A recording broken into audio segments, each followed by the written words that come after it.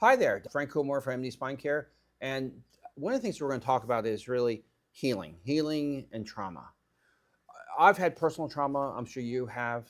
And at MD Spine Care, we're very in tune towards not just the physicality of the injury, but how our emotions, how past trauma, how past injuries have affect us, not only at the time of the injury, but there's a lingering effect that can occur in us. And so what we try to do at MD Spine Care is understand that, look at that, and look at ways of helping you. Today we have an expert. We have an expert in the neurologic sciences, right? And tell me, I just got to meet you, and I was astounded. You did some things to me, and I can tell you, I felt better. I mean, it was just a short little treatment, but you know Yes. what? You have worldwide experience in helping people overcome injuries, but from a different perspective. For us, we're taught in Western medicine, we're taught broke bone, fixed bone, bad nerve, fixed nerve, things like that. But just as we all know, there's way more than that, right? We're all more than bones and muscles and tendons and things like that. And that's how you can help us.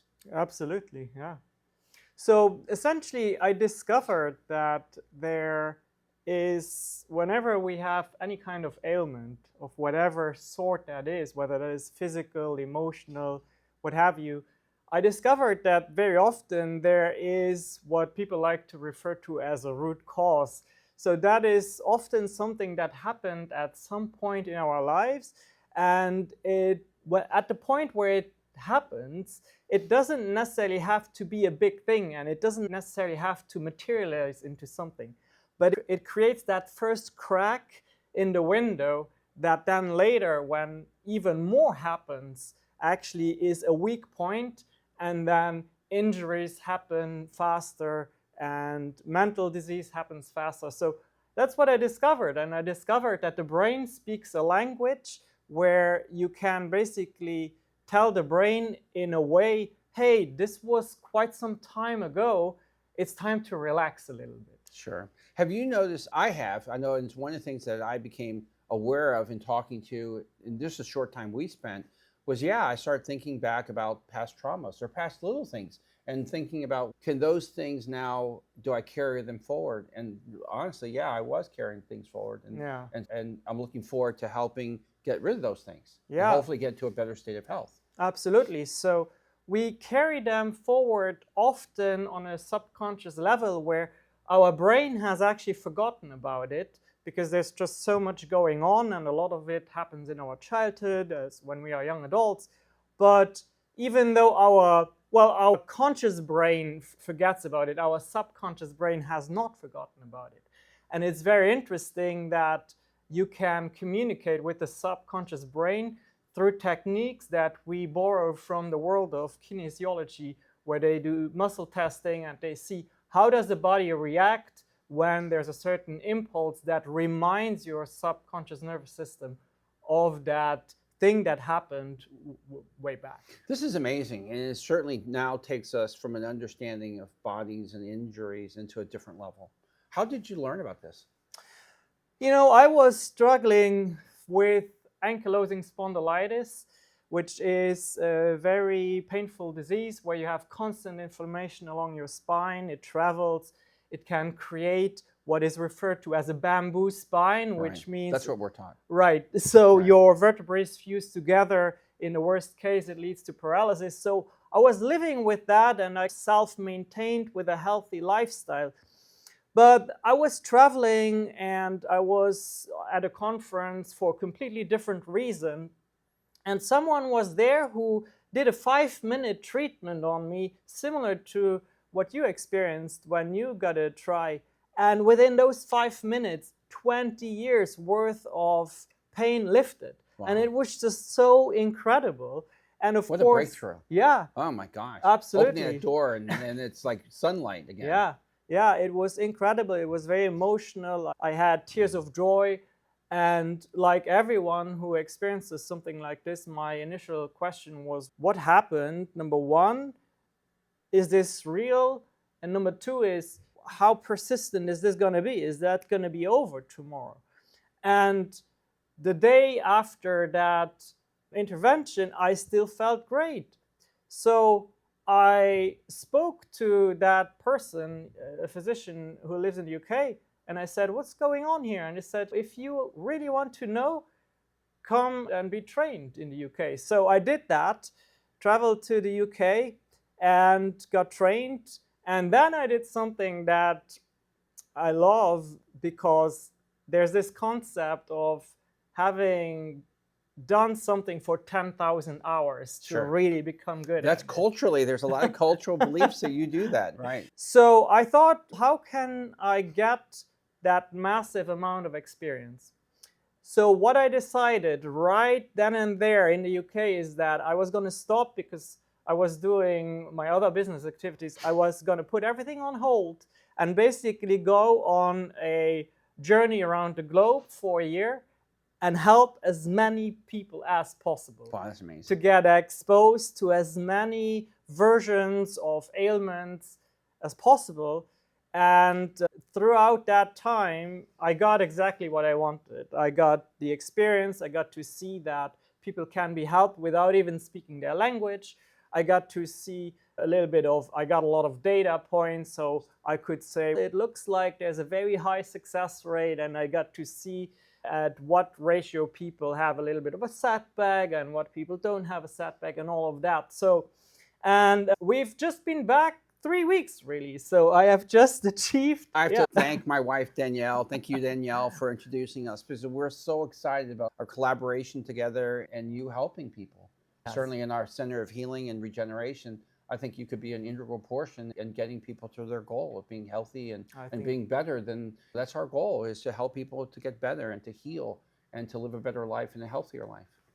Yeah, I'm very excited and very grateful for the opportunity as well, because what we have here is a very unique situation where we can truly approach a person's health from a 360-degree perspective. Right. And that is very unique. I have to admit, I have never found that anywhere on the globe. So I'm really excited. We're excited too. The concept is been a dream of mine forever, this concept of a multidiscipline in perspective. We're all creatures of perspective. And what I may see one way, you see a different way. We may agree on things, but our perspective is different. Both of us can help people in our own way. Yeah. And recognizing that, I think, has been some of my background and my teachings and things like that, has been open to different modalities and different thoughts of health. Yeah. First of all, I have to commend you for having that open mind, because without that kind of open mind, certain healing is not possible. And people look to you for healing. And if you facilitate that, that's amazing. I have just to say that when I look at my own life, I see 20 years worth of someone in pain seeking for help from medical professionals in Europe and in the US, and it can take 20 years to find a breakthrough. And I think it is our duty and our mission to guide people through all the options to find health. And if you facilitate that, that is absolutely amazing. So as you experience in your life, the helping the people, seeing their improvement in lives, that's a lot. Yeah, it's so satisfying, and it can be the reason to put everything on hold.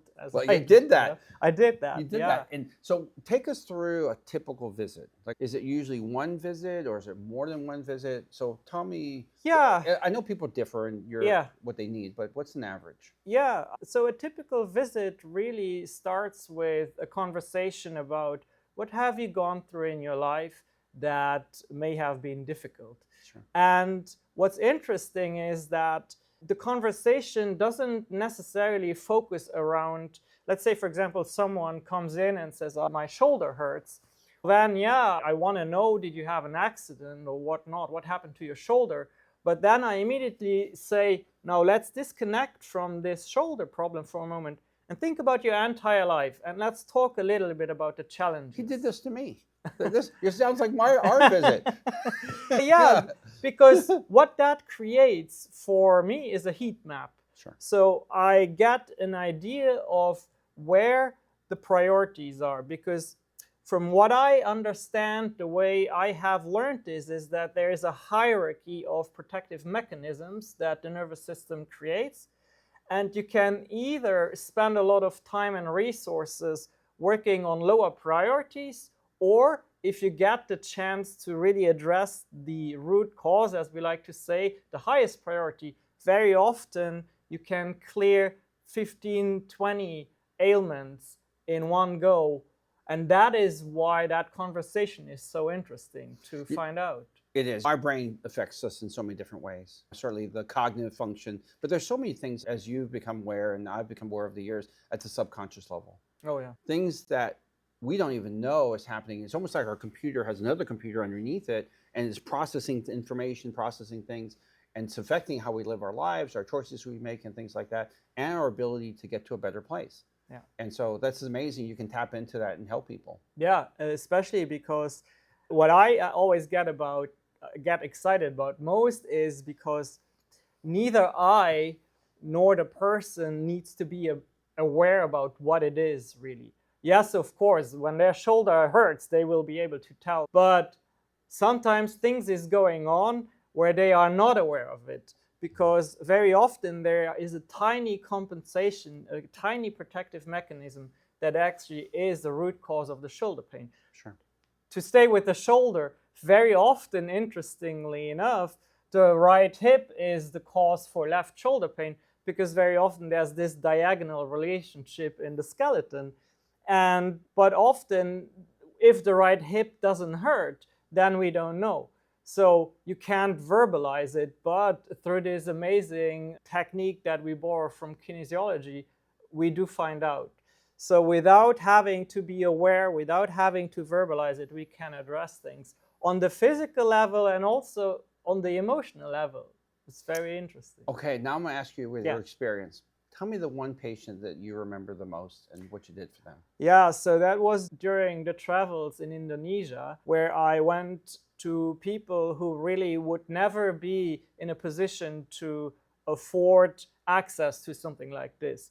So I was walking down the street and I heard music, and the music attracted me, and out comes this woman carrying a baby, and she gestures us in because they're very hospitable. I've been in Indonesia. They're unbelievably giving people. Exactly, unbelievably giving. Because what she wanted is she wanted us to sing together. Her son had a karaoke station, and that was her way of giving. So as we entered the home, I noticed, because I'm sure that you get an eye for people who have pain, you can see it right away. I noticed that she had pain in her shoulder, and I asked about it, and it turns out she couldn't lift the arm any higher than this. I don't know why, because she didn't speak English. But I gestured, sit on the chair, and we used Google Translate on the phone to just, all I needed her to understand is that I need her arm to do this technique with the muscle. And yeah, within, I want to say 15 minutes, she was able to lift her arm again without pain, and the entire family was present, the son, the husband, and we were fortunate enough also to capture this moment on camera, and you just see that gratitude and this relief. And so this is really a patient that will stand out to me forever. Right. And yeah, it's just very satisfying. It's also very affirming.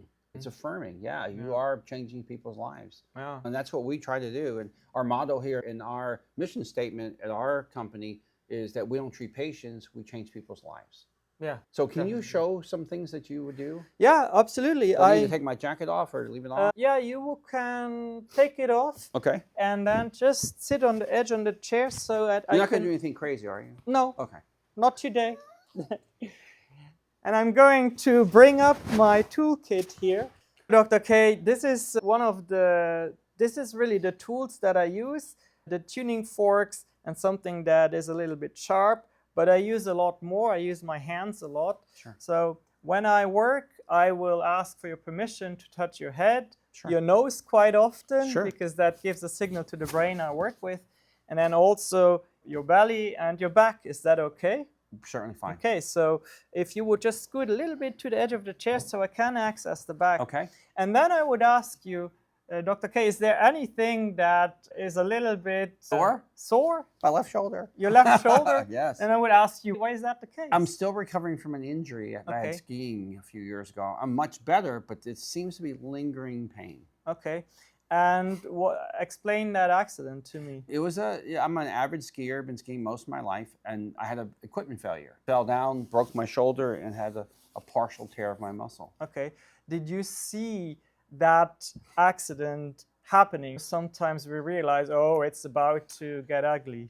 Yes, Okay. actually, when my binding failed. Time went into slow motion, and my kids are joking with me is, Dad, you were doing great on one ski until you had to turn, and then when I turned, I went crashed. Okay. And could you point with the finger where you feel Right here. Okay, is it a tension or is it a sharp pain? It's a sharp pain. It's a sharp pain. Is there a movement that brings it on a little bit more that we can use as a test? Sure, it's that elevation this way. Okay. Like here, I'm fine. It's really that Okay. elevation that bothers me. And on a scale of discomfort from 0 to 10, where would you place it? It now? averages about a 2, but if I'm using my arms or going to the gym and working out, which I try to do, it becomes probably a 5 or 6. Okay. And now, if you lift it, you can if there is an improvement, that you can definitely say, I Sure. feel an improvement. Yes. Okay. So, what I will do is I will use this arm to work on you. So all I need you to do is have the arm straight and the hand is relaxed. And then when I say push, you're going to push to the ceiling ever so slightly, but only when I say push. And the goal is to have the arm parallel to the floor. Okay. It's not a test of strength. It is Okay. just to see how you react to it. So let's give this a try. And push. Push again. Okay. Push. Okay. Push again. Okay. So I'm going to start the treatment and I'm going to start touching different parts on your Okay. body. Push for me. Okay. Push. Push. Push. Okay. So I'm first going to focus on the right hand side of your body, even though the pain is there. But I've seen something here. I don't know, you might be able to feel that as well. When I say push now, push, you see there's a steady way of pushing, a steady force. Yes. Now I place my hand here and I ask you to push. And do you see that momentary wobble? There's wobble. Yeah. And that is what we're going to neutralize now because that is not in balance, okay? So I'm going to apply a technique, push, push, push. So essentially what you are experiencing now, Dr. K, is the conversation with your nervous system, right? And you maybe speak that language because you are a doctor, but most people don't. And the great thing is we're telling the brain now to relax a little bit. And now we can have immediate proof of whether this has worked or not. Push, steady, placing my hand here, push, and steady. Steady. So it's already much better. And let me explain the impact of this. So you just experienced that if something touches your shoulder here, there's a momentary, let's call it weakness for lack of better terminology.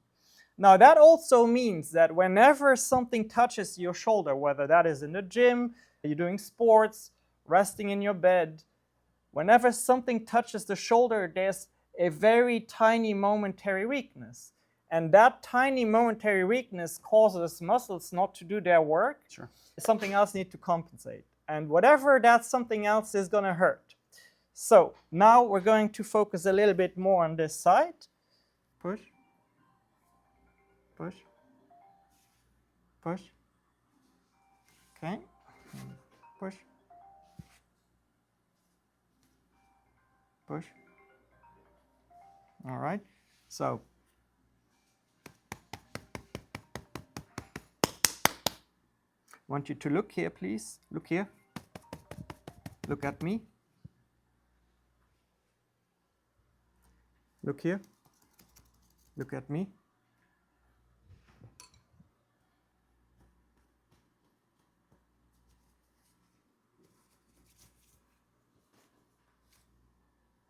Okay, I want you to lift the shoulder now and see if you already feel a difference. It feels better.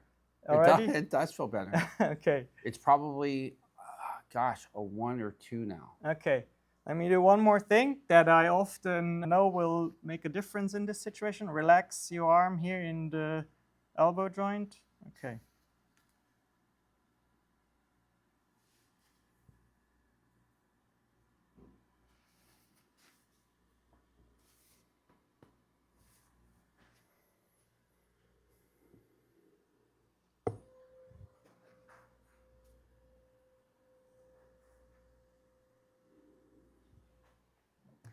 Okay, if you would give it another try. Even a little bit better. No. Yeah. Almost nothing. Yeah. It's amazing. Well, I'm thank looking you. forward to spending time with you and learning. You speak a language that I'm only beginning to learn about, and I'm excited to learn from you.